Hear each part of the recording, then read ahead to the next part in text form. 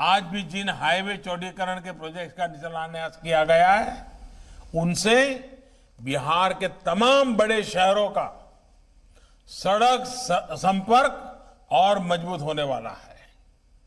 साथियों, बिहार की कनेक्टिविटी में सबसे बड़ी बाधा बड़ी नदियों के चलते रही है।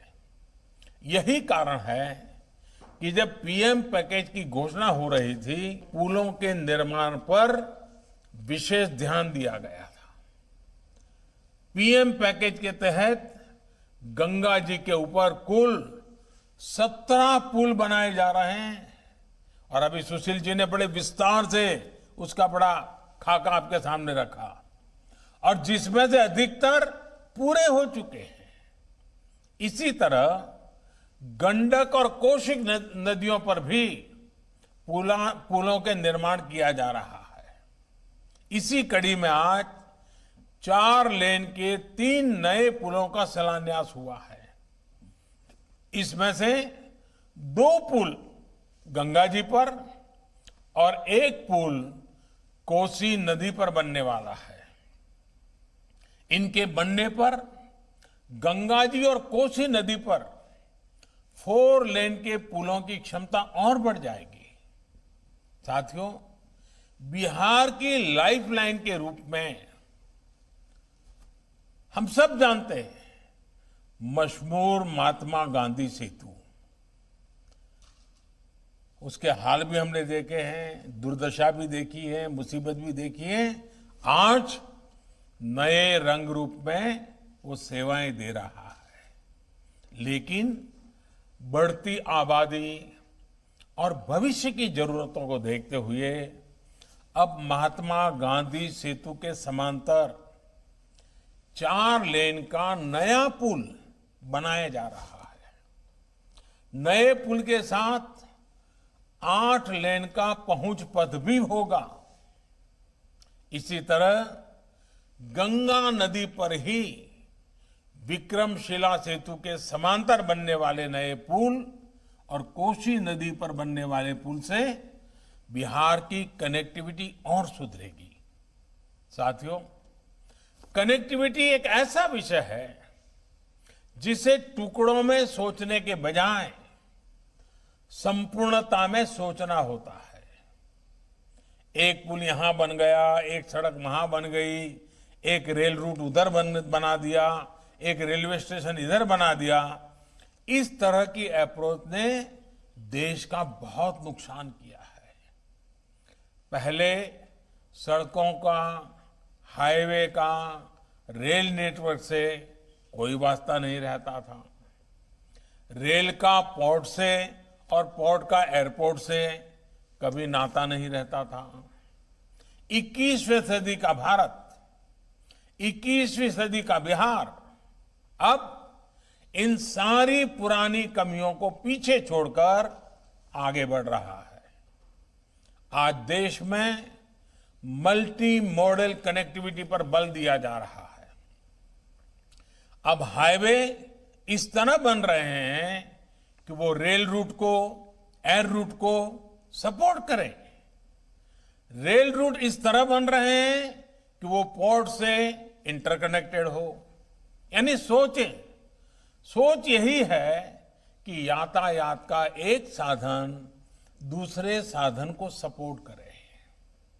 इससे लॉजिस्टिक को लेकर भारत में जो समस्याएं रही है वो भी बहुत हद तक दूर हो जाएगी।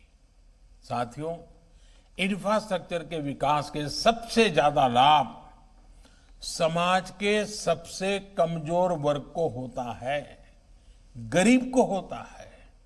इससे हमारे किसानों को भी बहुत अधिक लाभ होता है। किसानों को अच्छी सड़कें मिलने से, नदियों पर पुल बनने से खेत और शहरों के मार्केट की दूरी कम हो जाती है। साथियों, कल देश की संसद ने देश के किसानों को नए अधिकार देने वाले बहुत ही ऐतिहासिक कानूनों को पारित किया है। ये देश के लोगों को देश के किसानों को मैं आज जब बिहार के लोगों से बात कर रहा हूं उस समय पूरे हिंदुस्तान के किसानों को भी और भारत के उज्जवल भविष्य के लिए जो आशावान लोग हैं उन सब के लिए भी बहुत बहुत बधाई देता हूं। ये सुधार 21वीं सदी के भारत की जरूरत है। साथियों, हमारे देश में अब तक उपज और बिक्री की जो व्यवस्था चली आ रही थी, जो कानून थे, उसने किसानों के हाथ पांव बांधे हुए थे। इन कानूनों की आड़ में देश में ऐसे ताकतवर गिरोह पैदा हो गए थे जो किसानों की मजबूरी का फायदा उठा रहे थे। आखिर ये कब तक चलता रहता? और इसलिए इस व्यवस्था में बदलाव करना आवश्यक था और ये बदलाव हमारी सरकार ने करके दिखाया है।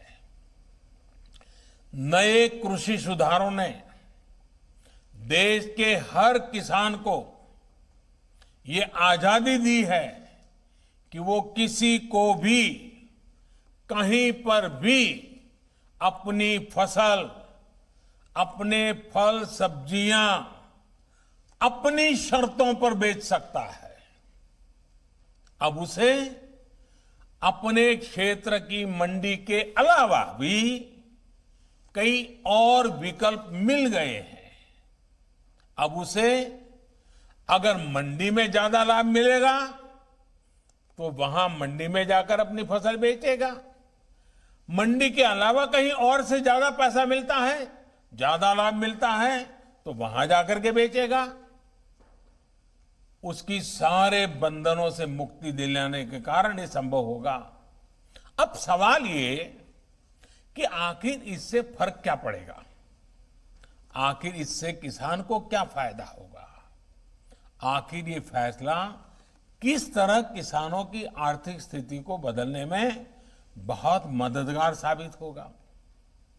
इन सवालों का जवाब भी अब ग्राउंड रिपोर्ट से ही मिल रहा है। किसानों को मिली इस आजादी के कई लाभ दिखाई देने शुरू भी हो गए हैं, क्योंकि इसका अध्यादेश कुछ महीने पहले निकाला गया था।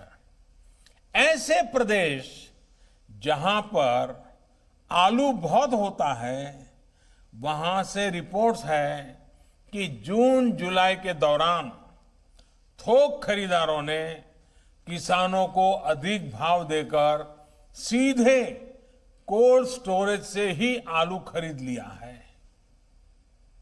बाहर किसानों को आलू के ज्यादा दाम मिले तो इसकी वजह से जो किसान मंडियों में आलू लेकर पहुंचे थे, आखिर दबाव में आने के कारण, बाहर बड़ा ऊंचा मार्केट होने के कारण मंडी के लोगों को भी किसानों को ज्यादा दाम देना पड़ा। इसी तरह मध्य प्रदेश और राजस्थान से, वहां से जो रिपोर्ट मिली है कि वहां पर तेल मिलों ने किसानों को सीधे 20 से 30% ज्यादा देकर सरसों की खरीदी की है। मध्य प्रदेश, उत्तर प्रदेश, छत्तीसगढ़, पश्चिम बंगाल ऐसे राज्यों में दालें बहुत होती हैं।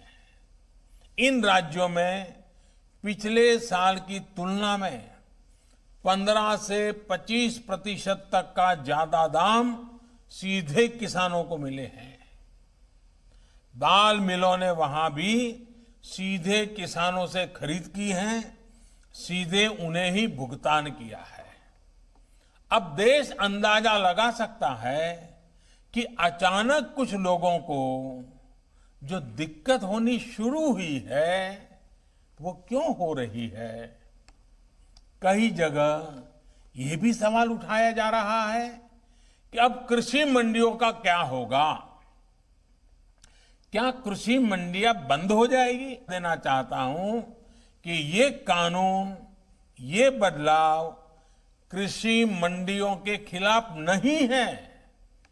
कृषि मंडियों में जैसे काम पहले होता था वैसे ही अब भी होगा, बल्कि ये हमारी ही एनडीए सरकार है जिसने देश की कृषि मंडियों को आधुनिक बनाने के लिए निरंतर काम किया है। कृषि मंडियों के कार्यालयों को ठीक करने के लिए, वहां का कंप्यूटराइजेशन कराने के लिए पिछले 5-6 साल में से देश में बहुत बड़ा अभियान चल रहा है। इसलिए जो ये कहता है कि नए कृषि सुधारों के बाद कृषि मंडियां समाप्त हो जाएगी, तो वो किसानों से सरासर झूठ बोल रहा है। साथियों, बहुत पुरानी कहावत है कि संगठन में शक्ति होती है। कृषि सुधार से जुड़ा दूसरा कानून इसी से प्रेरित है। आज हमारे यहां 85% से ज्यादा किसान ऐसे हैं जो बहुत थोड़ी सी जमीन उनके पास है। किसी के पास 1 एकड़, किसी के पास 2 एकड़, किसी के पास 1 हेक्टर, किसी के पास 2 हेक्टर, सब छोटे किसान हैं। छोटी सी जमीन पर खेती करके अपना गुजारा करता है। इस वजह से इनका खर्च भी बढ़ जाता है और उन्हें अपनी थोड़ी सी उपज बेचने पर सही कीमत भी नहीं मिलती है।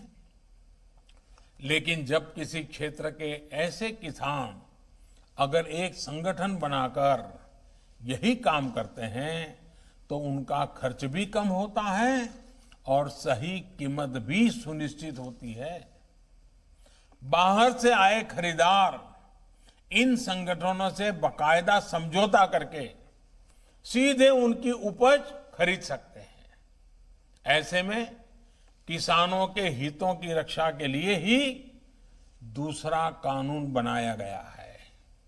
एक ऐसा अनोखा कानून है जहां किसान के ऊपर कोई बंधन नहीं होगा। किसान के खेत की सुरक्षा, उसकी जमीन की मालिकी की सुरक्षा, किसान को अच्छे बीज, किसान को अच्छी खाद, सभी की जिम्मेदारी जो किसान के साथ कॉन्ट्रैक्ट करेगा उस खरीदार की होगी। किसान से जो समझौता करेगा उस समझौता करने वाले की होगी। साथियों, इन सुधारों से कृषि में निवेश बढ़ेगा, किसानों को आधुनिक टेक्नोलॉजी मिलेगी, किसानों के उत्पाद और आसानी से अंतर्राष्ट्रीय बाजार में पहुंचेंगे।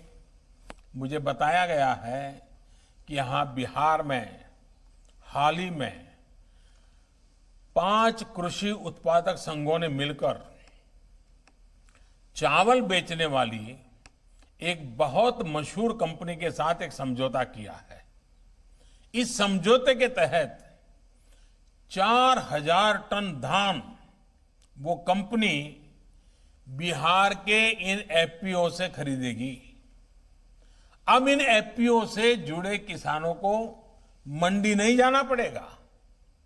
उनकी उपज अब सीधे नेशनल और इंटरनेशनल मार्केट में पहुंचेगी।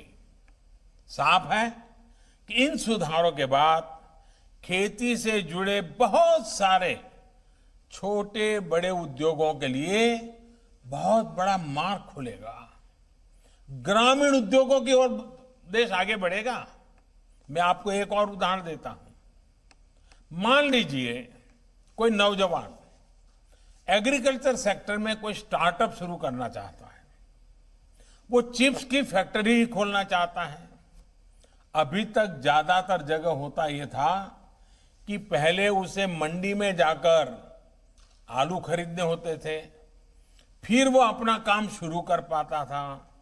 लेकिन अब वो नौजवान जो नए नए सपने लेकर के आया है, वो सीधे गांव के किसान के पास जाकर उससे आलू के लिए समझौता कर सकेगा। वो किसान को बताएगा कि मुझे इस क्वालिटी का आलू चाहिए, इतना आलू चाहिए। वो किसान को अच्छी क्वालिटी के आलू पैदा करने में हर तरह की तकनीकी सहायता भी करेगा। साथियों, इस तरह के समझौतों का एक और पहलू है। आपने ये देखा होगा कि जहां डेयरी होती है वहां आसपास के पशुपालकों को दूध बेचने में आसानी तो होती है।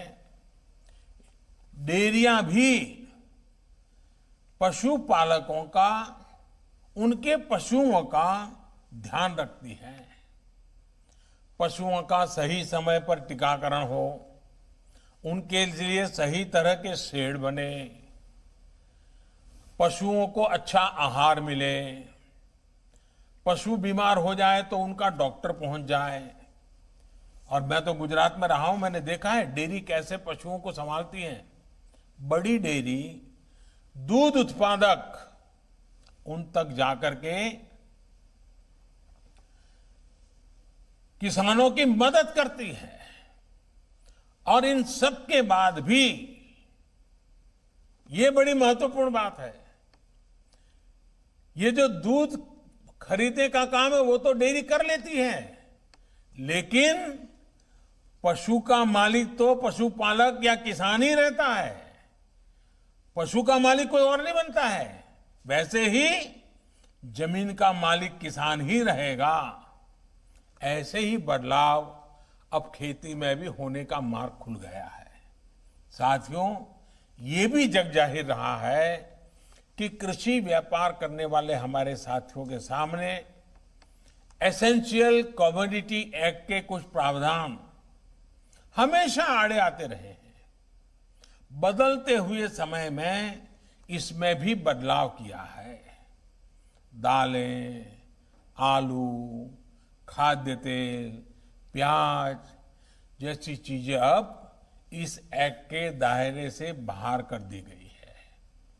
अब देश के किसान बड़े बड़े स्टोर हाउस में, कोल्ड स्टोरेज में इनका आसानी से भंडारण कर पाएंगे। जब भंडारण से जुड़ी कानूनी दिक्कतें दूर होगी तो हमारे देश में कोल्ड स्टोरेज का भी नेटवर्क और विकसित होगा, उसका और विस्तार होगा। साथियों, कृषि क्षेत्र में इन ऐतिहासिक बदलावों के बाद, इतने बड़े व्यवस्था परिवर्तन के बाद, कुछ लोगों को अपने हाथ से नियंत्रण जाता हुआ दिखाई दे रहा है। इसलिए अब ये लोग एमएसपी पर किसानों को गुमराह करने में जुटे हैं। ये वही लोग हैं जो बरसों तक एमएसपी पर स्वामीनाथन कमेटी की सिफारिशों को अपने पैरों के नीचे दबाकर बैठे रहे। मैं देश के प्रत्येक किसान को इस बात का भरोसा देता हूं कि एमएसपी की व्यवस्था जैसे पहले चलती आ रही थी वैसे ही चलती रहने वाली है। इसी तरह हर सीजन में सरकारी खरीद के लिए जिस तरह अभियान चलाया जाता है वो भी पहले की तरह चलते रहेंगे।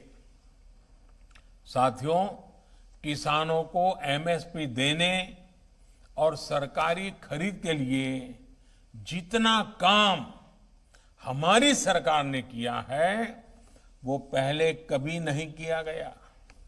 बीते 5 साल में जितनी सरकारी खरीद हुई है और 2014 से पहले के 5 साल में जितनी सरकारी खरीदी हुई है उसके आंकड़े देखोगे तो कौन सच बोल रहा है, कौन किसानों के लिए काम कर रहा है, कौन किसानों के भलाई के लिए काम कर रहा है, इसकी गवाही वहीं से मिल जाएगी।